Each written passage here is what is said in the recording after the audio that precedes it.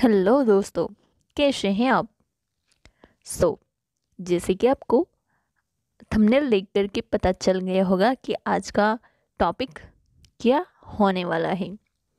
सो आज का टॉपिक है शॉर्ट स्टोरी, जो कि मैं आपको हिंदी में सुनाऊंगी। तो वीडियो के अंत तक बने रहना। और हाँ, अगर आप इस चैनल पर नए हैं तो प्लीज़ चैनल को सब्सक्राइब कर दीजिए। वीडियो पसंद आए तो प्लीज़ लाइक कर दीजिए एंड यस, अपने दोस्तों के साथ भी शेयर कर देना। ऑलराइट, तो चलिए शुरू करते हैं हमारा ये video lesson. So I am Saraswati and welcome you all on my YouTube channel master English by Saraswati. So let's begin our new lesson, a workers a wrong man in workers paradise. Let's understand in Hindi short story. So let's begin. 1 2 3 start. एक बार एक गांव में एक आदमी रहता है जिसके पास कोई ऐसा उपयोगी काम नहीं है। वह एक पागल और सनकी व्यक्ति थे और वह इन्हीं सारे एक्टिविटी में लिप्त रहते हैं, जैसे कि मूर्तियाँ बनाना, विचित्र मिट्टी के जो पेंटिंग्स हैं वो बनाना, ऐसे ही समुद्र के किनारे पेंटिंग करना। उसकी मूर्खतापूर्ण गतिविधियों के लिए अन्य सभी लोग उस पर हंसते थे। वह एक ऐसा लड़का था जो कभी भी अपनी ऐसी कई सारे किताबों को छूता भी नहीं था। फिर भी वह अपनी परीक्षाएं पास कर लेता था। कभी कभी तो वह सोचता है कि वह इस तरह के सभी पागलपन, सन की कार्य थे, वो सभी छोड़ देगा। लेकिन वह अपने तरीके के कारण असहाय रह जाता था।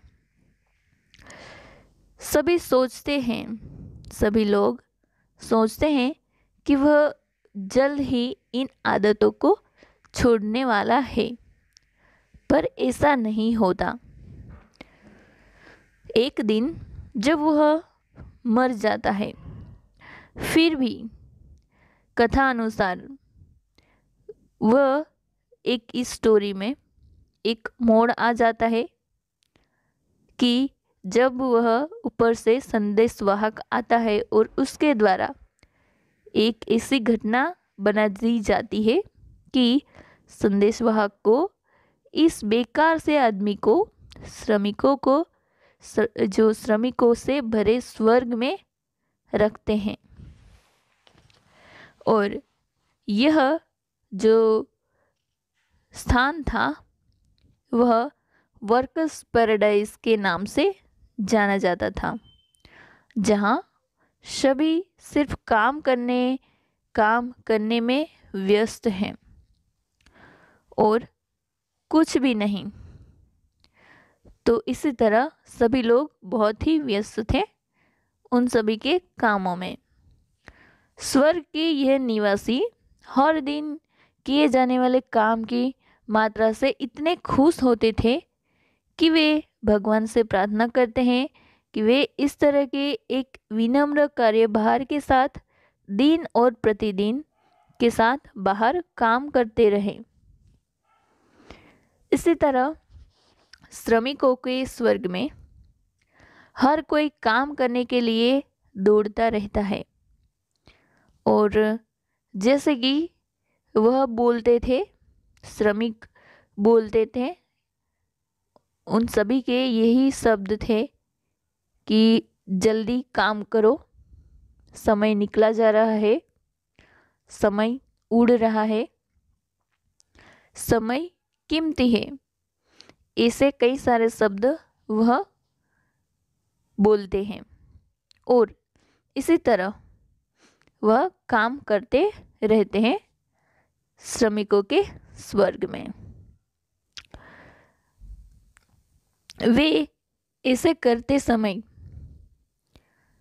वह आहें भी भरते हैं, लेकिन वे क्लेम की तरह खुश होते हैं इसके बाद श्रम की दृष्टि उस आदमी को प्रभावित नहीं करती है जो स्वर्ग के लिए अयोग्य है।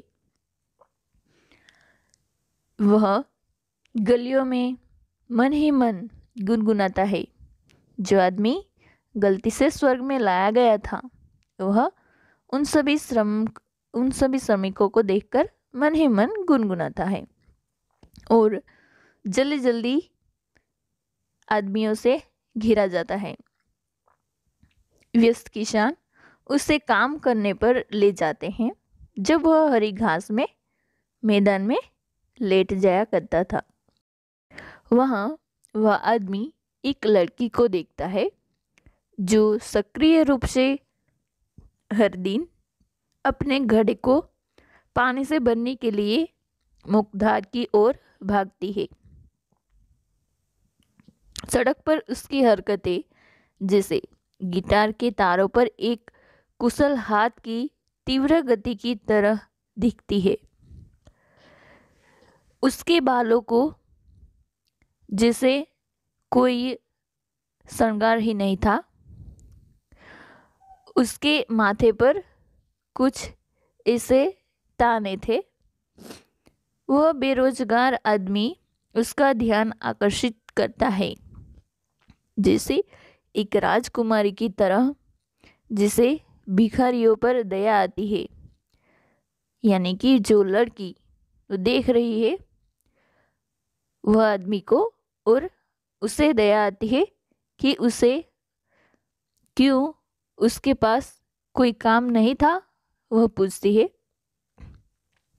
कि साथी की वह भावनाओं के साथ वह उससे पूछती है कि उसके पास कोई काम नहीं है कि क्या वह किसी भी तरह से उसकी मदद कर सकती है। वह उससे कुछ काम देती है।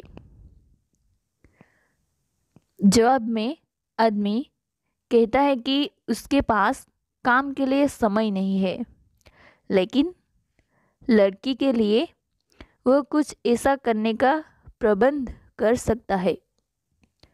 वह उससे पूछता है कि क्या वह उसे अपना घड़ा उधार दे सकती है, जिस पर लड़की पूछती है कि क्या वह उसे पानी से भर देगा।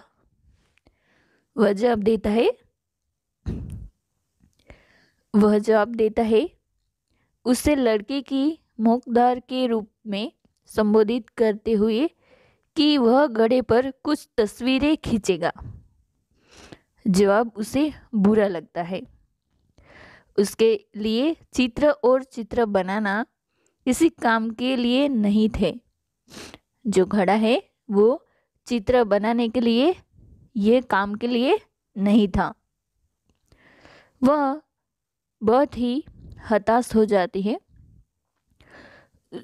और उसे बाध्य किए बिना छोड़ देती है वहाँ, और वह वहाँ से निकल जाती है। बेरोजगार आदमी अगले दिन और आने वाले दिनों में फिर से लड़की का अनुरोध करता है। अनिच्छा से वह अपना एक घड़ा उसे दे देती है। वह घड़े पर कुछ यादृच्छिक रेखाएं खींचता है और उसे रंगों में रंगता है। हालांकि घड़ा आकर्षक दिखता है। लड़की समझ नहीं पाई कि घड़े के आंकड़े क्या थे। घड़ा जो है वो कैसा दिखता है। वह बेबस होकर वहाँ से इसका अर्थ पूछती है। आदमी जवाब देता है, हंस के वह जवाब देता है कि एक तस्वीर का कोई मतलब नहीं हो सकता है और कोई उद्देश्य नहीं हो सकता है। लड़की घड़े के साथ चली जाती है और रात में सो नहीं पाती है। वह बिस्तर से उतर जाती है और चित्र का अर्थ खोजने की कोशिश करती है। अगली सुबह वह धीमी गति से चल रही है और बहुत ही भ्रमित हो जाती है। जैसे ही वह उस स्थल पर पहुंचती है जहाँ आदमी खड़ा था, वह उससे पूछती है कि वह वास्तव में उसे क्या चाहता है। जिस पर वह उस आदमी ने जवाब देता है, उस आदमी ने जवाब दिया कि वह अपना बोझ कम करना चाहता है और कुछ काम अपने हाथ से करना चाहता है। वह चमकीले रंगों को एक साथ एक रंगीन रिबन बनाता है और उसके लिए यानी कि लड़की के लिए और उसे दे देता है। लड़की अब जैसे कि अब लड़की दर्पण में के सामने देखती है और बहुत समय बिताती है, जैसे कपड़े पहनती है। नतीजन उसका काम भुगतान करना पड़ता है, उसका जो समय है, नतीजा ये निकलता है कि जो समय है बहुत ही ज़्यादा वह वेस्ट करती है। यह विकार यानी कि यह घटना धीरे धीरे पूरे स्वर्ग में फैल जाती है, यानी कि सभी लोग इसे आकर्षित होते हैं।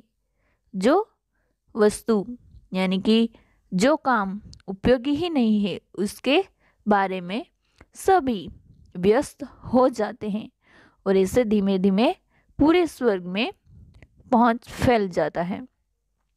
लोगों को अपने काम में देर हो जाती है और उन्होंने पेंटिंग और सभी तरह के बेकार काम के लिए वह टाइम वेस्ट करते हैं। ऐसे बुजुर्ग स्थिति को लेकर बहुत ही चिंतित हो जाते हैं। फिर एक मैसेंजर आता है और श्रमिकों को स्वर्ग में गलत आदमी ले आया है। उसकी गलती से वह समझ जाता है कि उसने गलती से वह गलत आदमी को यहाँ लाया है और उसी के कारण ये घटना बन रही है। आदमी को बुलाया गया सभी के सामने, तो उसे सीधे स्वर्ग छोड़ने के लिए कहा जाता है। सभी स्वर्ग के बुजुर्ग यहाँ सवाल उठाते हैं कि स्वर्ग से आपको जाना पड़ेगा। सो वह खुश हो जाता है और खुशी से पागल हो जाता है और वह खुशी में बहुत आहे भी भरता है और छोड़ने वाला ही होता है। तभी जैसे कि वह वहाँ से जाने वाला होता है तो अचानक से लड़की आती है और कहती है कि वह भी उसके साथ जाना चाहती है। क्यों?